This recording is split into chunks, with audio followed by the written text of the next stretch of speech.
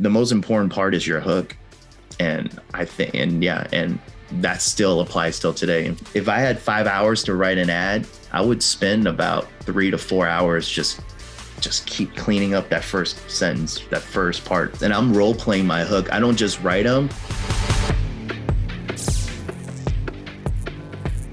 Welcome everybody to another episode of Uncensored Direct Marketing. Today I have Johnson Lee, who is a former partner and CMO at Mike Chang Fitness, amongst other projects. And Johnson, you've pretty much been in the space for over 10 years now and have really crushed it on YouTube, phone sales, just about everything. So I'm really excited to get on this call with you today and discuss about your time at Mike Chang and your upcoming project, the Mirror Message Training Program, and also your boutique phone sales team. You got like some pretty exciting projects. So I'm excited to dive into all these projects and to explore some of your time at Mike Chang, because I know a lot of people who have been in the space, at least for, the last decade or so, have heard of Mike Chang and SixPackShortcuts, and just all the exciting things that you guys did, especially on YouTube. So if you can give me a little summary of, I know there's a lot of history behind there, but tell me a little bit about what you were responsible for at Mike Chang. Gotcha. And first of all, thank you, Maria, for having me. It's awesome. And with Mike Chang, I've actually known Mike since we were kids. I met him breakdancing. We used to break dance, and then we were actually competing when we were kids. And then I beat him in a breakdancing battle. And that's how we started. And I was like, this dude's kind of muscular. And he was like, yo, this guy works out. So we started working out together. It was weird because we're the only Asian dudes that were working out at the time. Not a lot of guys were, Asian guys were big, right? Yeah. And that kind of led him to the six pack thing. But yeah, with six pack, me and Mike, another Mike story is we started doing fitness sales together. We sold memberships at Bali Total Fitness. I don't know if you guys remember that. It's kind of old school, right? And then we became the top salespeople in the country. So we were like, man, we're pretty good at this fitness thing. We weren't trainers, but we just convinced people to sign up. And then after a while, Mike went off to do real estate and more training. And he became one of the top personal trainers at LA Fitness. And then from there, he went to make his YouTube channel with Dan Rose. And then that's how I kind of got started. Mike called me up. He was like, hey, we're doing I think it was like a $300 coaching package. It was a low coaching package. He goes, Johnson, I know you're doing sales training. I'm at Lifetime now. And I'm doing this thing where I travel around to help clubs recover that aren't profiting. I retrain their sales team. I hire new guys. And he was, I need you to come work with me. And I'm like, what are you doing? He goes, check out my YouTube channel. I'm like, wait a minute. You're recording videos on your phone. I'm not coming to work with you. You're not making any money, So finally he gave me this speech. He was like, look, I'm never going to ask you to work with me again. This is your only chance. You're going to be stuck, doing whatever you're doing, or you could do something brand new online. Right. I have no idea what online marketing was. Right. Then came down here, and then the coaching thing didn't do as well. The leads, the $300 leads. So I just started randomly calling calling the customers we had. We had a couple hundred customers a day, just randomly started calling them. And I got about 12 to 14 sales a day for a couple of days on this $127 insane home fat loss program that we had on top of the six pack shortcuts. Yeah. So customers bought the six pack, and I would upsell them. And then we're like, whoa, you're selling 14 of those a day. And then that's how I got started at Six Pack. I started building up a phone team. We decided, let's build a phone team, hire 10 guys, each person doing X amount of gross upselling. And from there, and then going into scripting, because our sales script on the phone works so well. We were like, might as well turn them into VSLs or commercials. Right. And I had no idea what a VSL or a commercial. I didn't even know how we were driving leads. I thought we just posted organic videos and there we go. Right. Yeah. And from there, started winning on VSL, started converting really well on our ads. And then that's when I started taking the role of the CMO, where I started hiring copywriters, our content writers, our cold traffic writers, our email copywriters. And then also at the same time, building the phone team, then handling production. Once you get massive amount of copy, we needed the production side. We needed the editors, the shooters, and then also we were shooting the free content videos on YouTube. So that's how I got started. And from there, just managing pretty much every aspect of the marketing side, except for ads. That's where our CEO, he did mainly the ad running. That's awesome. Well, Yeah. I mean, I was involved with the team at the beginning and the inception years. So I saw the tremendous growth. What impressed me the most was you guys just did everything. You were everywhere. It was just like I mean, obviously I was targeted at that point because I was on a lot of your pages, but just even the types of YouTube ads that you guys were putting out, the types of content, the fact that you were giving a lot of free content. I was speaking with, Mike Nadek, who was also a part of your team, a big part of your team. And I was talking to him about my business just recently, like a year or so ago. And he told me something that you guys used at Mike Chang. He said, all of our content was available for free. Everything was available for free. The only thing that Mike Chang did was curate the experience, meaning if you wanted to pay, we would actually curate the program, but everything was available for free. And he's like, we weren't afraid to give anything for free because there was enough customers that wanted to buy the product and have a curated experience. I was like, man, even, it's like just these, you guys were, I guess also, I don't know, there was probably something in the drinking water that you guys put in to have all these like super crazy, intelligent people all in one room working on one company. I was like, where was I when that happened?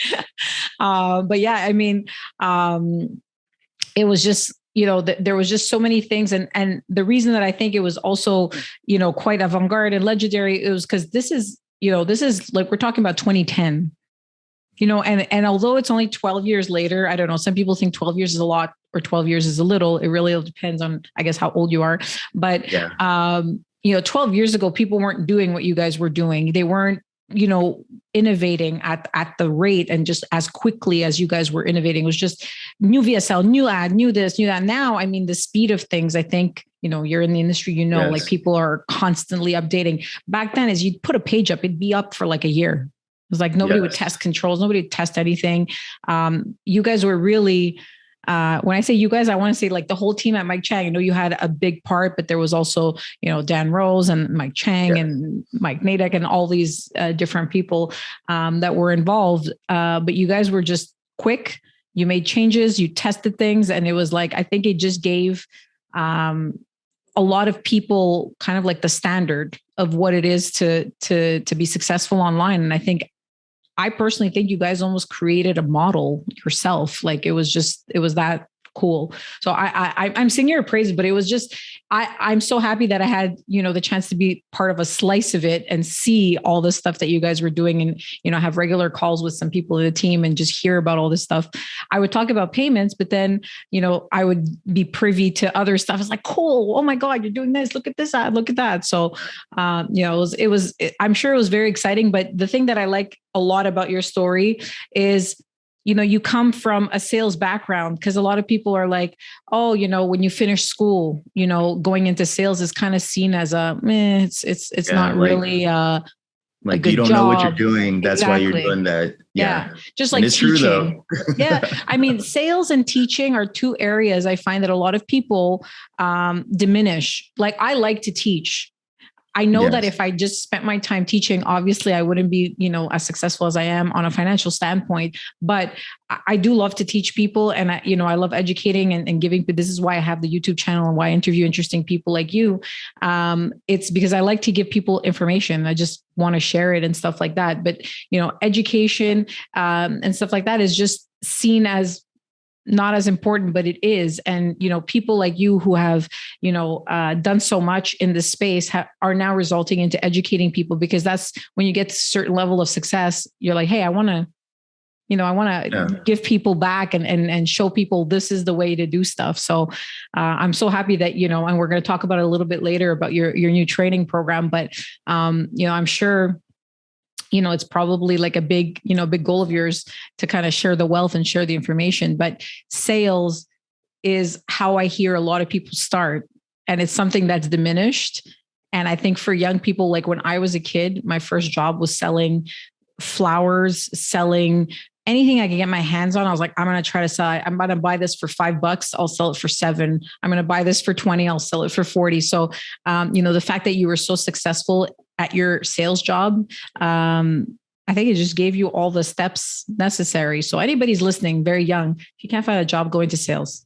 Go into sales. I tell my friends, like, if they have young kids, just go straight into sales, and then let them kind of, from sales, they could kind of figure out what they really want to do too. Yeah.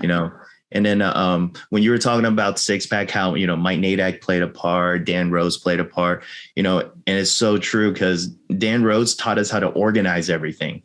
He's like the master. Well, he's setting up 300 ad campaigns on YouTube. You have that monster concentration, right? Yeah. And then an organization. And then Mike Chang made everybody really happy. He hand cooked meals for the employees. Nice. So we would have meals that he hand cooked. And so people would cry when, we had to let people go at times, and people would cry because they wanted to be there so much because of Mike at the time. Wow. And then what I did, I came and brought the sales in. So this is shocking. We actually spoke with VShred, right, with their production and their copy. And then they're asking us like what we did with the pay plans. How do we get our editors to drive harder? What most people don't know is I salesified. I don't know if that's a word. I made everyone pretty much on commission. Even, even our video editors were on a sales plan. They had to hit certain goals to reach certain pay. Same thing with copywriters. Our email director was on pure commission. Wow. If you've never heard of it, he wrote copy, everything. It's a Christian from BioTrust. Oh, nice. I don't know if you're familiar with him. Yeah, he was at SixPack. Just pure commission. So, and how do you attract? I mean, that's an interesting, way of looking at things, is commission based. But how do you attract people, especially on the early days? I don't know if you started like that, but how do you attract people to come work for you on a commission based only when you're not at the level of Mike Chang or VShred, when you're kind of a little bit smaller, but with good copy or editing or whatever, you can get there? I think you yourself as the leader have to be really good at what you're doing. So I was confident in my copy and how we're going to run the email. So I would hire this person, pay him commission. I would have to make sure I'm literally outlining the copy and helping this person set it up for the first month or so to guarantee and show this person that this commission pay plan works. Okay. You're going to get paid. So I think a lot of managers or leaders, they don't do that. They're like, here's your commission plan, go, figure it out, instead of just hand holding them and make sure their first paychecks, what you're saying is true, right? Like, hey, Maria, you're going to make this much money on this pay plan. If you don't hit that in a month or two, I think it's my fault. I have to make sure you hit that. And after you do that for 2 months, now you're going to be able to grasp it. And then you're actually going to be able to make more money than what you originally had, a set pay plan. Yeah. Well, I mean, I'm all for that, because I did that when I was younger as well. Mm-hmm. And I always saw kind of the carrot at the end of the stick. It was like, well, if I keep going, I'll get there. But, I do see some people who have a hard time with commission-based structures. Like myself personally, we have a similar story for me in the adult space. When, I had joined the team at Pornhub, it was a very similar kind of grassroots story. I had a friend, same thing. We were childhood friends, and come work with us. And I was like, yeah, no, I don't know. And it was more like the excitement of being in the online world and trying something different and so forth. And I did take a pay cut, and I did kind of work in not the best kind of glamorous conditions for a while, for the ultimate goal of learning the trade that I learned, that I know now, and understanding the space and so forth. So I think it's definitely a viable, business or option. And I think it will attract, in my personal opinion, it will attract the people that you actually want to work with. If somebody's afraid of a commission based only, I mean, obviously the commission base has to be at the end more substantial than, yes, your base salary, but it'll attract the people that you want in the end, in my opinion, because people who are not comfortable with performance-based salary are usually people who are not performing. Yeah. And, like you were saying at SixPack, you saw we're writing like 40, 50 YouTube ads, and they're not the short 1 minute ads. We're doing 5-6 minute ads sometimes, plus split testing 2 or so VSL per offer per every 3 weeks. Right. So the people that are working there they're not normal. in order to get this stuff done. So if they're taking a normal pay plan, taking the normal lunch, not that any of that's bad, and leaving right on time or coming, they're not going to be able to hit these, we're not going to be able to hit these big numbers. We have one thing that we all agreed on. It was split test big. Like if you didn't win big, it didn't count. Yeah. You have to have a 20% win. If you had a 10% split test win, which for most companies, they're already celebrating and popping bottles at a club, right? It was a draw at a 10% because we would say, now that I can look back at it, we're kind of harsh, but we would say it's a computer error. We would say, it could be a computer error, 10% skew, right? And then if you hit 20, that's when you win. And that's how we based all our wins. You must hit 20%. And if you're coming up with a new lead, a new hook on your VSL, and your idea isn't completely radically different, there's no point of testing it. We're not here to get a 1% boost. Yeah. We're here to get a 20, 15% boost because I got to pay that guy his commission because he's going above and beyond and working, just writing a VSL in 3 days. We need to make sure he gets paid.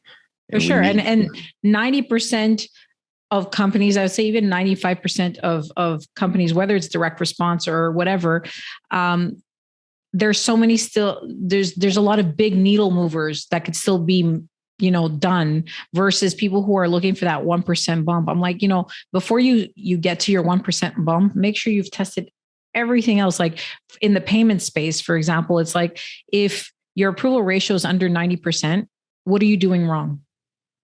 You know what I mean? Like before we start looking at, why you got that one timeout error, let's look at why you have 15% declines that are due to issuing bank or just random stuff, whereas people need to start focusing on those big jumps versus those little ones that can bog you down for like whatever you're going to make, a small percentage of your revenue, which is not even going to be worth your time. So I think you guys, the fact that you guys had, I don't know what to call it, like big minds, and the fact like, kind of dreaming big.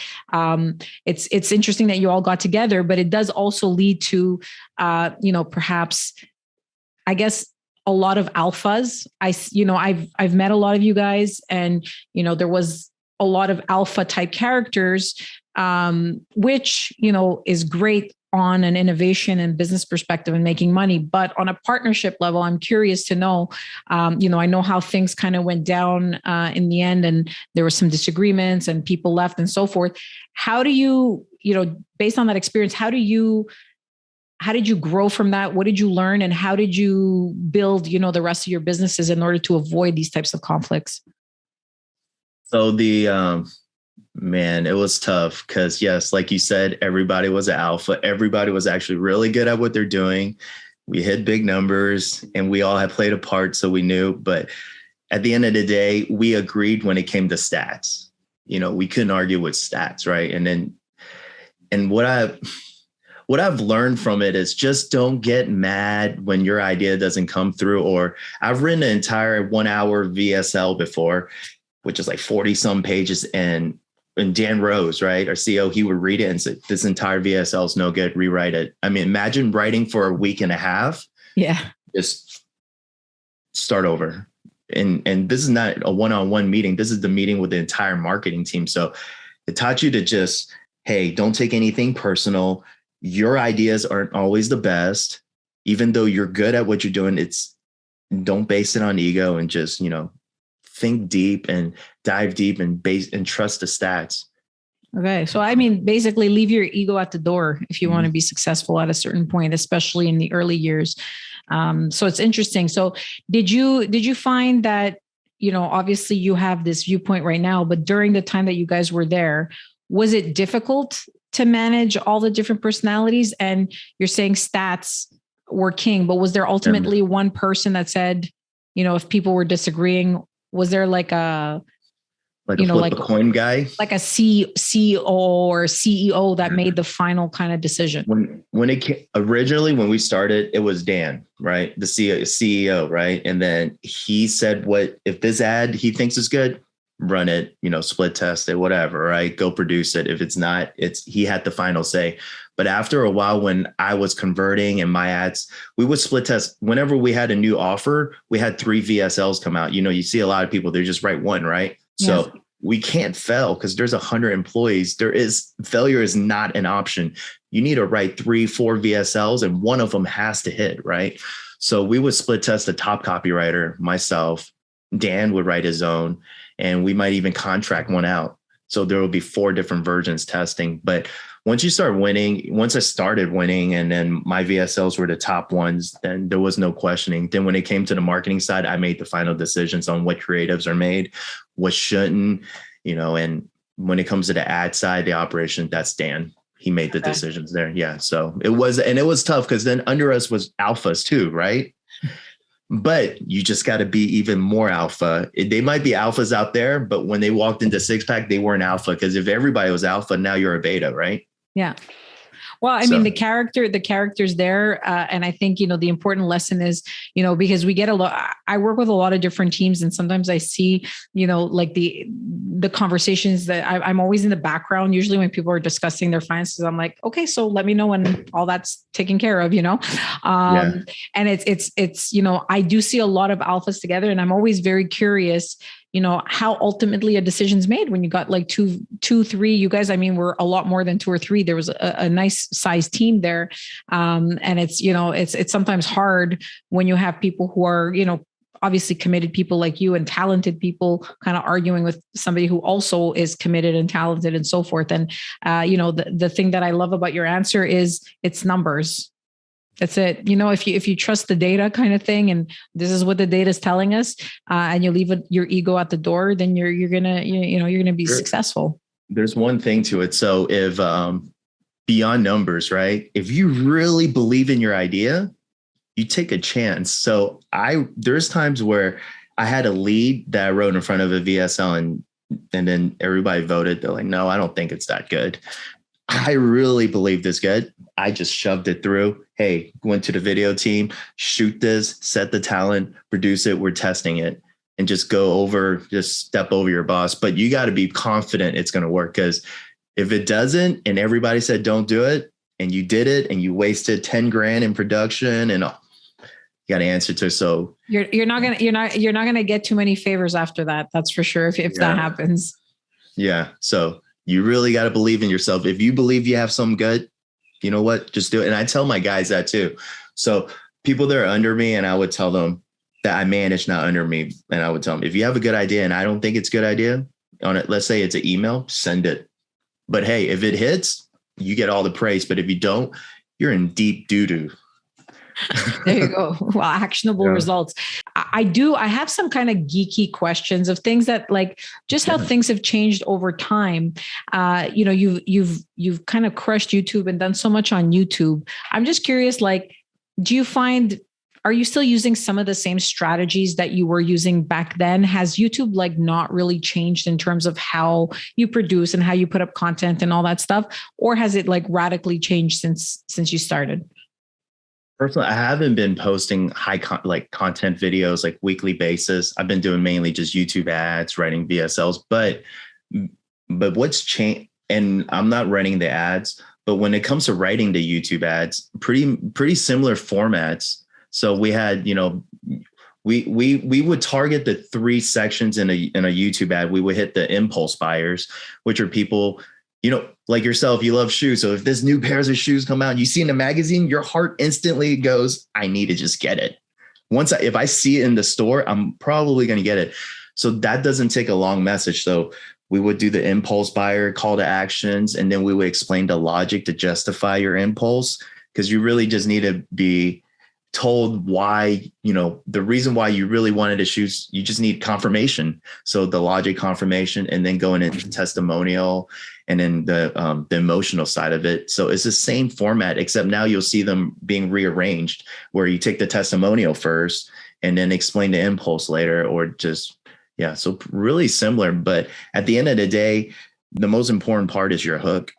And I think, and that still applies till today. In fact, I've talked to ad agencies, and they don't realize that hook, even though it's such common sense, they don't realize that hook is the most important part. And just the first sentence could change the way your whole ad convert, just one word or one sentence. For sure. Yeah. And I do have to comment that I'm not the only shoe fanatic in this conversation. As we can see, you have a lovely display behind you. And we did connect on our mutual love of footwear. Myself for the high heeled end, for you, the sneaker end. But still, I mean, it's, I'm a shoe freak, but that's not what the episode is about. But I do understand that, when I'm presented a pair of shoes, it's like the image of me in those shoes, or the image of like, how is this going to go down? I'm going to wear these shoes with this outfit. It's going to make me feel like this. I have the special shoes that I use to go to special business meetings and meet people and stuff like that. So it's just an emotion. So if I see a pair of shoes of somebody who I can identify with that is doing something successful, that's what I want to do. I want to buy those shoes because, so human emotion obviously hasn't changed for since the beginning of time. But when you said the hook, the hook is really important. I think, and you can correct me if I'm wrong, but because of TikTok, I feel like there's a bit more of an instant gratification. You got like, I don't know, 5 seconds to say something that's going to grab somebody's attention. So whatever time you spend on all the other parts of that video, if that first 5 words, 6 words doesn't grab somebody's attention, you're done. You're toast. Like they've already moved on. Let's pretend I'm a single guy. I'm younger. I'm a single guy. I'm looking to pick up this lovely lady there. I could be the most educated, the kindest, the smartest, whatever, and done all this work to build myself up. If my exterior, the first 5 seconds that she sees me, if I'm not well put, my hair is not done, maybe I won't get her to even learn about my insides. And that's the same with your ads. You have the best information in the world, but if that first 5 seconds doesn't get them to understand, build a rapport, qualify them, show your whoever you are, they're not going to go on. So that's why you got to spend most of your time on that hooks. If I had 5 hours to write an ad, I would spend about 3 to 4 hours just keep cleaning up that first sentence, that first part. Wow. So over 50% of your time is really just a hook. Yes. And I'm role playing my hook. I don't just write them. I started on membership sales where I had to convince people to sign up. Right. And I would take those closing pitches that I used and put them into hooks because those were the most emotional, jarring ones. I'll give you an example. I love role playing. Right. And then, so for instance, a good one that I used for an ad for a lead that actually worked really well was, so when I sold a membership to let's say a 60-year-old and up, and I asked them to sign up, and the guy tells me, no, I got to think about it. I'm not really going to do this. Then I would give him the closing pitch. I would say, hey, Mr. Richard. So when was the last time, can I ask you a weird question before you go? And I understand you don't need to sign up today, but when was the last time you seen an overweight 80-year-old just walking around freely, happy? This year. Me, I haven't. What about you? Oh, and I haven't either. What about overweight 70-year-old? I haven't. What about overweight 60-year-old? Maybe just one. I've seen one overweight 60-year-old just walking around. He's like, yeah. I was like, that's you. You're a unicorn. Did you know most men over 60 that are obese? If you really think about it, where are all the 90, 80, 70-year-olds that are overweight? They're gone. So that's a good closing pitch. It helps them realize, but you're not being mean. So I took that hook, and I put in our ads and our VSL leads, and they will convert because it really makes this person think from the very beginning. Wow. I am very interested in the fact that you said, you spend so much time on your hook. How do you split test your hooks? So what I'll do is I actually have a document that I'm saving all my ads on Instagram. So on Instagram, I mainly look at shoes. And then beyond that, I look at everyone's ads. I'm constantly Googling every type of, health niche, from diabetes to vision loss, everything. I'm seeing ads. Man, YouTube must think I have every disease in the book, right? So I've seen every ad and I would save them all. And the body copy doesn't really matter to me as much because it's content. I could think of that. I could Google it, right? But the hook is what I'm taking, and I'll use those to convert over. So I'll save those. I also have a journal full of ideas for every niche. And what I would do is, some people don't have this benefit, but at Sixpack, I had a full sales team there. So I would grab the sales director and the top salesperson, and I'm like, hey guys, I have this new green supplement, a greens powder idea. What do you guys think? And this one actually converted real well. I'm like, what do you think about onions? I saw a giant purple onions. What if I just tape it to my feet and then stick it right in front of the camera and say, hey guys, well, you're probably wondering, what are these onions doing on my feet? Well, that's how people used to detox back in the days. But unfortunately, that doesn't work because you have to detox from within, and they all thought, yeah, my grandma used to put onions on her feet. Everybody said that. And I saw the reaction. They were like, yeah, I already know that hook's going to work. It's going to get some attention. If it hits the sales guys who all they do is pitch, that hook's going to be a good one. So then I'll write from there, and I'll jot these down. I'll put notes. Yeah. But I think you have a product right there, Johnson. I think that book with all your notes and all the stuff that you just package that up, sell that. That sounds like a tremendous amount of interesting research and what works. But tell me a little bit about the mirror message training program. I mean, obviously you're a YouTube expert and you know everything there is to know about hooks and creating good content. So tell me a little bit about what your program does and who it's for. Okay. Well, it's mainly for copywriters who are looking to get into cold traffic, commercial ads, things of that sort, right? A lot of copywriters I know, they're writing for emails, warm traffic offers, and they're more of a fear-based, like scare your customer to sign up kind of deal. Where YouTube, you have to stay positive. You can't offend people. You might get a violation or so, right? And then so I decided to put a book together to teach people the difference and to learn how to not only create the hook, but the 5 steps, the proper placement in CTAs, how to put them in verbally. And I mean, how it all got started was just, I was getting booked for a ton of calls, on how to, teaching copywriters how to write specifically for YouTube, how to generate these ideas. And it was just taking up all my time. And I was repeating myself over and over and over again. And I started taking notes and I decided to put it all together. So this way, if anyone that needs to write YouTube, they're not just burning their money. They could get this and have scripts, understand. Beyond that, also teach sales psychology in there. I believe in order to write sales scripts, you have to understand what a YouTube ad does. It's not designed to sell you right there, teach you to. There's, normally there's like an 8-point sales, process where you have to qualify, you have to do this. And I kind of break that down and explain how you need to do all that in your ad also. Yeah. But it's for copywriters and offer owners who have their own copywriters. This way you could give them the packet and it's all in video training. So this way they could visually see it, work along with it and generate their own ideas.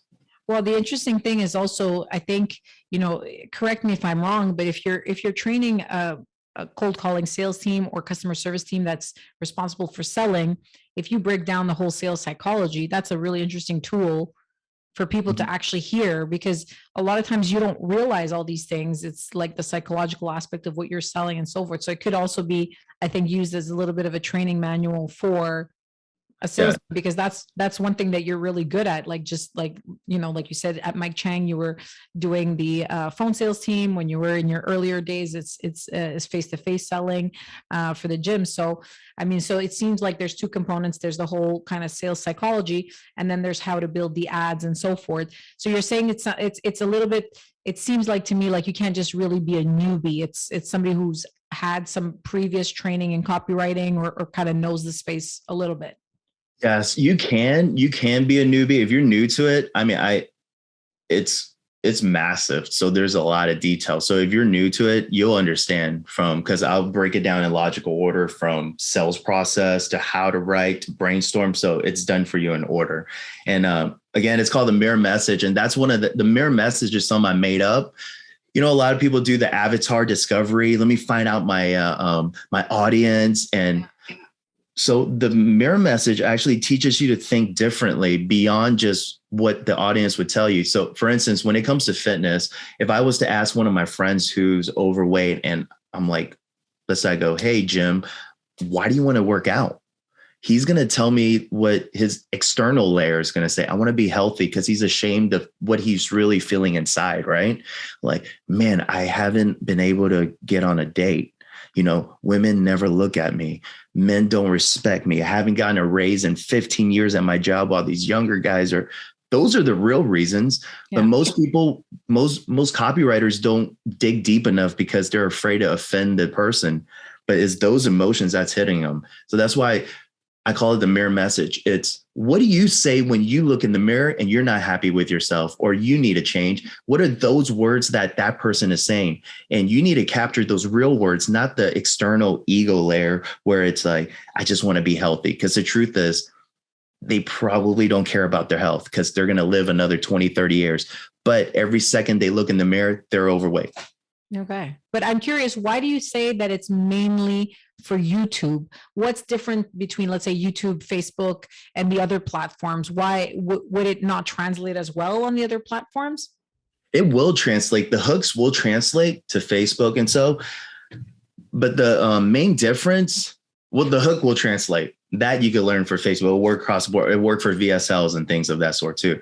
But in the program, it's going to teach you the difference you need in content. Now, the reason Facebook, you've heard Facebook ads don't convert on YouTube and some YouTube ads don't convert on Facebook because you got to remember why they're on that platform.